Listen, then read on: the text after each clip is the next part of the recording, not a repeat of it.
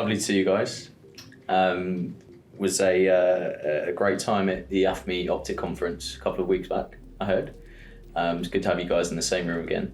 And looking forward today to discussing all things post-trade efficiency, and some of the things our combined organisations are collaborating on to solve some of the issues, specifically ahead of T+1, and in light of lessons learned throughout CSDR. So, I mean, on that note, anything of particular interest that came out of the AFME Optic back at the end of October for you guys? I mean, I would say lots of topics came out that were very interesting at the AFME conference. I think it was a very useful conference where all the industry got together to talk about common challenges that we face across the post-trade efficiency topic. A lot of the conference was dominated by conversations about the efficiency topic because it was the Optic conference, and that was what it was supposed to be. But also we spoke a lot about not just challenges, but also current and futuristic solutions that the industry as a whole is trying to talk about to solve some of the challenges. Obviously, with T+1 coming up shortly as well, I think a lot of focus was on how that impacts the European market, but also then how do we respond to those challenges and what is right for the European organizations, and how quickly do we follow that path. So I think that was also quite an interesting conversation in the conference. Yeah, to echo what Karan said, there was a large number of sessions that just focus on T+1. So I think people do see it as a big challenge that's looming. It's only May next year. So it's going to be something that is going to occupy people for the next few months. There's a lot of inefficiencies in the market. I think if everything was working fine, a move to T+1 would work okay, but it definitely isn't fine, and that's why there's a lot of need to look at all of the different parts that are causing inefficiencies in the process. Okay.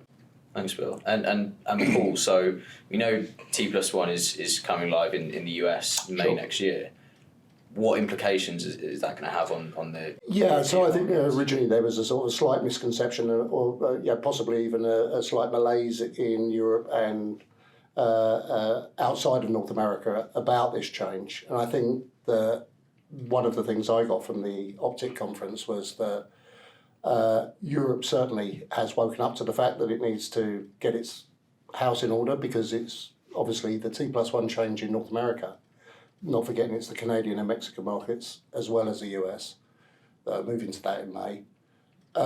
It's affecting European banks' clients. It's not just for the firms that are based out there, it's also for the clientele. The other thing I took from AFME was the fact that from a European-centric perspective, the fact that there was an appreciation that with the move to T+1 in the US, it's simply a matter of time before it comes to Europe, and the Europeans are looking to learn lessons from what's happened in the US, and also to possibly get in front of some of the issues that the US changes have had an impact. Sure. I mean, the AFME have estimated that in some regions that jump from T+2 testament to T+1 is not a 50% reduction in time. It's more like an 80% reduction, right? So it's a significant change. Yeah, the time difference is a real challenge for the rest of the world. Yeah. Great. So there are lots of things to consider, right, in this move to T+1, and kind of lots of battles to fight, and lots of things to be fixed to ensure that banks are ready for this challenge, not only banks, or market participants rather. So, Karan, what are some of the kind of key things for you that our clients and others in the industry should be focusing on in advance of T+1? So I think one of the things that is worth stating as well, which was quite a takeaway from the conference, was I think T+1 as a term and as a move towards the next step of efficiency is obviously there. But I think more importantly, the industry as a whole needs to concentrate on efficiency even before we start thinking about what that means from a number perspective, whether it's T+1 or T+2. Because at the moment, since CSDR has gone live, the efficiency topic has still not come under control, and efficiency has decreased as of CSDR go live as well, with the amount of unallocated fines that sit on just the T2S network was in a report as well, right? It's about upwards of, what was the number? It's about just under 1.6 billion euros. Yeah, it was under 1.6 billion euros of unallocated fines. So I think before even considering T+1 challenges, we just need to get better at efficiency in general. And we obviously worked across the market for multiple years on efficiency topics. So we've seen lots of the challenges and the bottlenecks firsthand whilst we've been working in a number of organizations. And settlement failures and inefficiencies happen across the entire trade lifecycle due to either process inefficiencies or due to technology inefficiencies. And it ranges from everything from client onboarding to inventory management to data challenges as well. But I think the key thing that we've been trying to do, especially with like Simple and Acceptor, is try to come up with some targeted technology solutions of things that we class as operational inefficiencies that we can specifically address with some intelligent technology and process improvements. So, namely, SSI challenges and SSI management is one of the key topics out there, which account for almost 30 to 40% of settlement failures across the market. And obviously, we all know the issues that we've had with manual processes around trade confirmations, the block trade allocation instructions, etc., which cause a lot of inefficiencies due to manual touch points across the life cycle, which has a massive impact on settlement efficiency. Sure. Yeah, just to echo on the SSI part, there's only a few custodians that have any level of automation. We estimate there's probably about 200 custodians globally, and out of those, I would say over 90% don't have any automated SSI solution. So they may be at the small to mid-size end of the scale, but they're still sending out their SSIs, usually in a PDF format over email, which then has to be processed across the industry by every participant that needs to use it. And that introduces manual processing risk. It introduces a workload. You also have to do callbacks on that as well to make sure that the data you've been sent is correct, because it's not gone through an automated process. So that's one of the things we're trying to do with Simple, is to automate all of the participants in the trade life cycle to make sure that they're all getting access to automated, authenticated SSIs. Sure.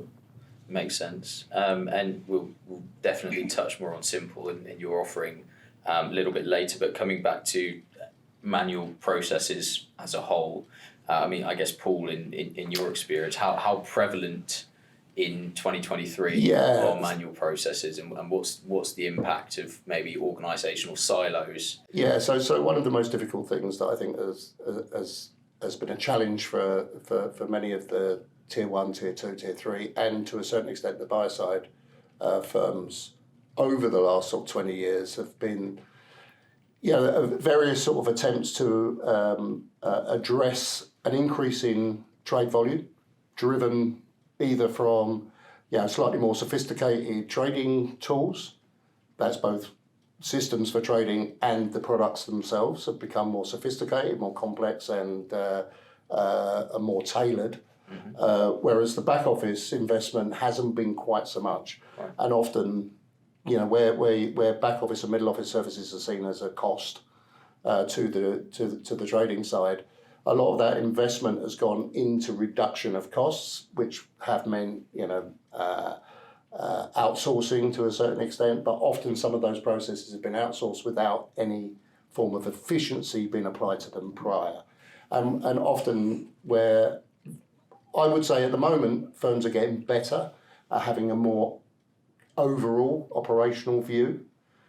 Previously, you used to have like a head of ops for the derivatives side, a head of ops for equities, head of ops for fixed income, and that often was an individual determining within his own budget or her own budget how to determine cost savings within those silos. So individual elements in terms of efficiency may have been applied, but have been applied in too siloed a fashion. And firms need to start looking at that in a much wider ecostructure. And one of the things, obviously, that we look to bring to that is automation of manual type operations. In other words, rather than throwing bodies at it, which is was a familiar story maybe 10, 15 years ago, really those processes need to be replaced. And what firms need to do is start targeting on the small percentage of trades that are problematic and take out the repetitive manual actions that are sort of taking place at the moment for sort of 20% of the biz. Sure. Thanks, Paul. Now, just coming back to earlier point around unallocated fines, the back of CSDR. So ahead of the move to T+1, what, Karan, in your mind, are some of the kind of operational risks that a bank might face in that shorter settlement cycle? Right, so I think we've got to look at it from two different geographies. So what are the impacts that our US clients and organizations would face, and also what are the shorter and longer term impacts the organizations we work with in Europe and the UK face? So obviously the risks to the US obviously is pretty obvious that T+1 is going to be live from May, and all the processes that need to happen have to be compressed in that timeline. So getting the operations efficient enough and fast enough to meet those timelines is going to be the immediate focus. When it starts coming to the European and the UK markets, things start becoming a little bit more nuanced, right? Because European organizations obviously deal with the US, so the impact is going to be felt. So everything, all the business that is done with the US, the operations need to be able to support that. So there's that risk in being able to not get up to speed or get up to the point where we can work efficiently with the US business. But at the same time, also trying to understand how we can learn lessons from that and involve and increase our own efficiency within the UK and the European market as well. So in terms of the risks that we can see of what T+1 and wider efficiency issues bring is multiple, right? So obviously within the European market, we obviously have CSDR. Mm-hmm. So that's the obvious financial risk that comes with not being efficient with the fines. At the same time, obviously, there's an element of reputational risk here as well, right? So how do we continue to be competitive in a market where most participants are moving towards that T+1? Organizations that are not keeping up with that race obviously have a reputational loss and then a loss of business potentially.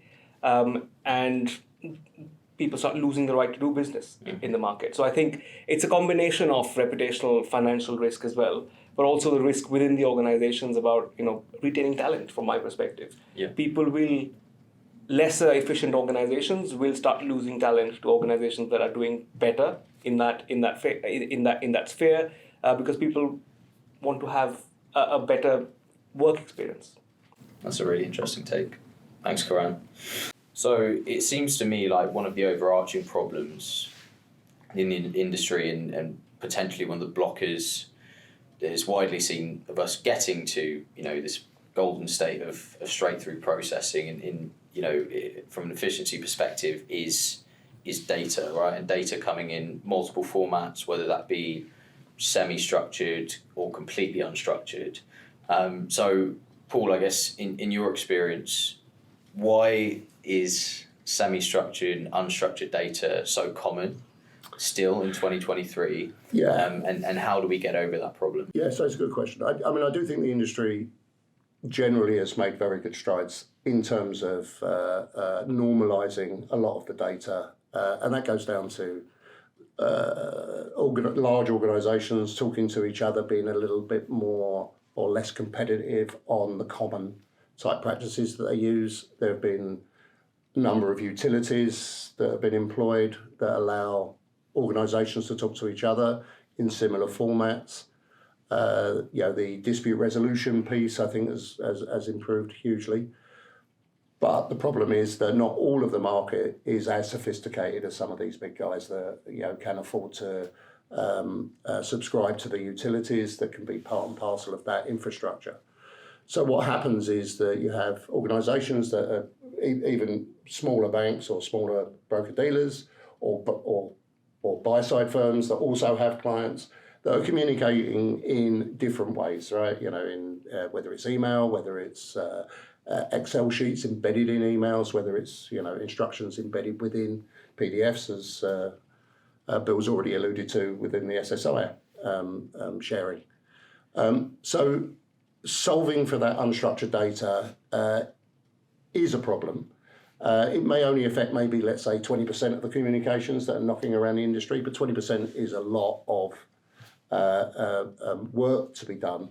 And generally that has been done by manually copying, pasting, scraping emails, etc. So obviously what we try to bring to it is the ability to turn that unstructured data into structured data and then push that back into the kind of STP infrastructure that a lot of organisations already have in place. So we don't, you know, we're not looking to necessarily replace a process that works. What we're looking to do is complement it by taking away some of those repetitive manual processes that are currently being done. And in addition to that, it's allowing the important real breaks to find their way to an analyst who needs to do something about it. Now, the problem with the other problem with it being manual is that with the upcoming T+1, potentially T0, we'll cover that later, I guess, you've got a compressed timeline in which to complete this stuff. And honestly, where we currently sit, if we're doing these things manually and we're up to the brim and we already have X amount of fails, where do we go when we reduce that? I mean, I think the risks there are very high, and it's something I know that, Karen, you've Yeah, this is a great point, Paul, right? Because, I mean, that's where we're seeing lots of conversations happening across the industries, is where does the operational risk go next from this point? Because obviously we've got 48 hours to get something done, and now we have 24 hours.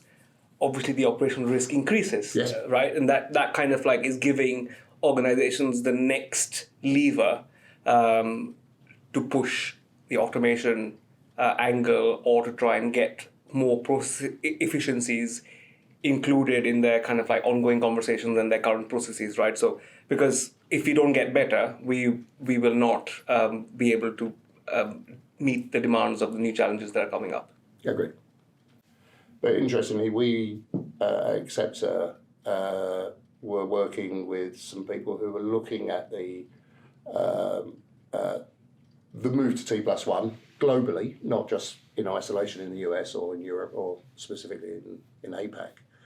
And in many places, a lot of organisations are now seeing this T+1 move in the States and North America as being a dress rehearsal for actually a T0 move in the rest of the world. The rest of the world may look at it as a way of jumping ahead and saying, you know what, what's the point in going from T+2 to T+1 and then ultimately to T0? Shouldn't we really just be planning to go straight to T0? So I think that is clearly a challenge that makes what you just said about the risks involved that much higher. You know, to get to a T0, really we're going to need like close to 99% automation. FTP. And that includes the SSIs, the allocations, the dispute resolution, the lot. Everything will need to be done in a single day. And if you're trading at, 3 o'clock in the US in the New York Stock Exchange, and you get something wrong, you've got very little time to get that fixed. I actually think the operational risk that will come from T+1 will be a real impetus to look at how to do the process better.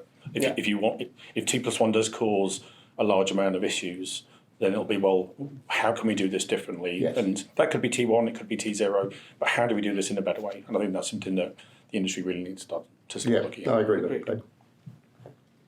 So in light of our conversation around kind of post-trade efficiency, in advance of T+1 and perhaps T0 cycles, what are we seeing from what's the financial implications so far that we've seen, perhaps relating to CSDR bill, from that have been issued by the ECB to firms in the industry? Yeah, so in 2022, just under 1.6 billion euros equivalent of fines were issued But I think more telling is the fact that the settlement rate in 2019 was just over 97.6%, and in 2022 it dropped to 93.29%. So even though you've got the threat of CSDRs and the penalties coming, the settlement rate's actually gone down over 4.3% in 4 years.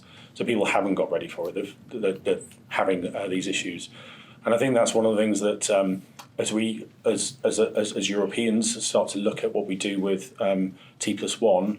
We're looking at the US, Canada, and Mexico to start with, but as we start looking at probably the UK next, and then Europe after that, if we're getting worse at settling trades, how can we contemplate moving to T+1 in the near term? It's got to be something that there needs to be a huge focus on settlement efficiency, because those rates, if they continue to even plateau at the 93% level, that's still going to be a huge burden in terms of financial penalties on the industry. So with all of these challenges in mind, us, Delta Capita, Simple and Acceptor are looking to kind of help our clients along this journey, right? And help them prepare. Now, we've spoken about lots of things which could potentially impact this move to T+1 and eventually perhaps T0. What are we doing exactly to help clients achieve post-trade efficiency? And what are we doing practically to, specifically solve these operational bottlenecks? So I think first we'll come to Bill, who's founder and CEO of Simple. So Bill, if you just want to talk a little bit about operationally what you're planning to do with the SSI landscape through Simple. Yeah, so we have been looking at this for a little while now, and what we see is that most of the custodians don't have an automated process, and some of them, the smaller to medium-sized custodians, don't have any plans to do right now. But the SSI is something that you need to settle every single transaction. You've got to move the cash, or you've got to move the security, and to do that, you need an SSI to do that properly. What we can do at Simple is we can support a custodian by automating their SSI process. So we can take all of their SSIs, store it centrally, put it through our rule engine to make sure it's all correct, all accurate, and then facilitate the sharing of that with their clients as part of that process. So what we want to do is, if we can automate the custodians, that will automate the investment managers. We want to then allow the investment managers or the buy-side clients to permission that data out to their broker-dealers or their third parties. So that's overall at a fundamental level, we're trying to automate the SSI problem away, and we're starting to work with a number of clients now to do that. And so, Paul, from an acceptor perspective, where exactly do you see the solution in terms of operational bottlenecks? Yeah, so Acceptor, fundamentally, we have a couple of products around the confirmation space that do a number of roles, right? So we capture data, whether it's structured or unstructured. I've described that previously. So we are able to take documents, literally PDFs, even physical paper, Excel files, XML, FIX, whatever type of messaging formats you're providing us with. We're able to take that, normalize that into a kind of normalized data set that we can then present out either as a confirmation, formal confirmation. We can then capture the response to that, acknowledgement of that confirmation, recognize whether it's got signatures or markups on it, and then process that as effectively a confirmation into the settlement process. We can also do early identification of SSI kind of issues by taking a centralized database of SSIs, that's comparing that to the instruction that's coming in. If we identify that an SSI is either incorrect or missing, we can highlight that as a escalation point. One of the other things that we are very keen to do within the confirmation process is to bring those escalations as early as possible in the process. Often they don't occur until the settlement part of the process rather than at the confirmation process. So we're trying to bring those things earlier. One of our major problems that we solve for people is the block allocations. So often a trade is executed on behalf of an asset manager or a pension fund, and that trade is then split into a number of sub-accounts. Now, the process that currently exists is normally that asset manager or buy-side customer will send in an allocation to the broker to tell them how to break down that trade. That message can be in a formatted way, can be a fixed message, can be an XML, but often is an Excel form, an embedded message. And the key point is you're getting different messages from different brokers or different clients to different brokers. So what Acceptor is able to do is to take all that information, normalise it into a set format, apply those allocations, reconcile that the allocation and the block trade add up, both economically and in pure volume, and then process each of those individual trades for confirmation. And we also have automatic chasers and other kind of processes. So fundamentally, we're taking out a lot of the manual process of copying from one type of piece of data to another piece of data. We're taking all of that out, but still allowing the real problems, the real breaks, the real disputes to be escalated to an analyst to do his job. In other words, instead of doing all the boring stuff, he's actually doing stuff that physically impacts the process, the trade life cycle. So thanks for that, guys, Bill and Paul. It's great to hear from you guys, and obviously Delta Capital working in partnership with both Simple and Acceptor to bring this golden state of post trade efficiency to our clients ahead of T+1 and potentially T0. And so, Karan, finally, just to wrap up, on the Delta Capital side, what are we doing to help clients along their post trade efficiency journey specifically? Yeah, no, absolutely. So I think to really create the context for this answer, I'm going to steal the analogy of a common contact, a friend who's a strong voice in the post-trade efficiency topic in general. He always says that after CSDR, T+1, T0 concepts are like supercars that are coming our way. But unless the road is prepared to let them do their thing, the opportunity is not properly grasped, right? So what we will be doing with clients and have been doing with clients is to do whatever we can to help them improve that road as much as they can and as much as we can.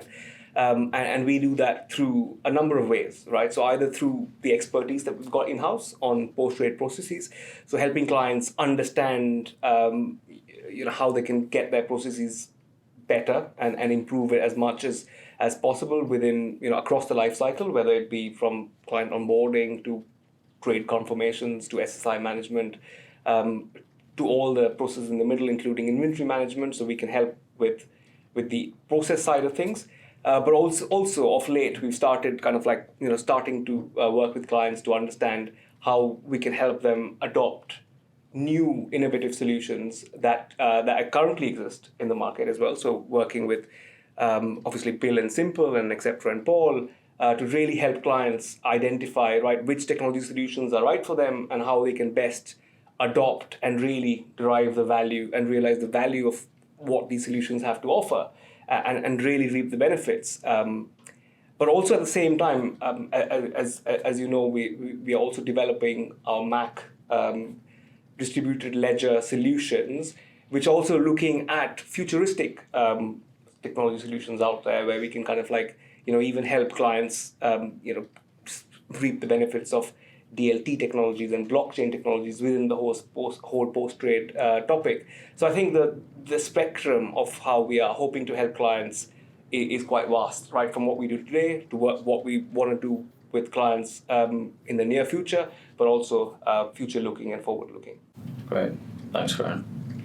Well, guys, as ever, great to see you and great to have you back at the Delta Capital offices. And, we spoke about quite a few things today. Any final remarks, anything for our clients to perhaps look forward to in the wake of T+1 and T0? Perhaps it's not all doom and gloom. Yeah. So, I think Bill touched on a point earlier, and also Karan's stolen supercar analogy, I think does talk to a great opportunity right now for post-trade efficiency. I think the T+1, CSDR, a few other things, potentially T0, offers an opportunity for organisations to take out their operating profiles or their procedures, give them a good shake, give them a good air, have a look at what's happening right now, and start doing something about it. I mean, as I say, we've got T+1 with the US just round the corner. But it doesn't mean that you can't start looking at your processes even now and improving them with very, very, very small but significant changes in terms of automation, database management, and other efficiency processes. Yeah, I think one of the things that it strikes me is that whilst it is just around the corner, as Paul said, there's still time to do things. There's still time to look at the processes, as Paul mentioned. I think the change from T3 to T2, you were compressing it a little bit, but you could still keep the same batch cycles. So if you had things going overnight, the change from T2 to T1, though, I think it is the right time to look at how you're operating, because if you do have a batch cycle and we move to T1, you have to get it in before that batch runs. Otherwise, you're definitely not going to settle on time and you're going to be late. So this is probably the ideal time to look at all of the efficiencies you can gain from the processes that you have now and look to where you can make them better. And obviously partnering with Delta, Capita and with Acceptor and Simple, that there are a lot of opportunities there that we can certainly help clients with. Absolutely. And I think this is the last point from myself. One would argue that we've been doing a lot of work in the post-trade efficiency space since CSDR turned up.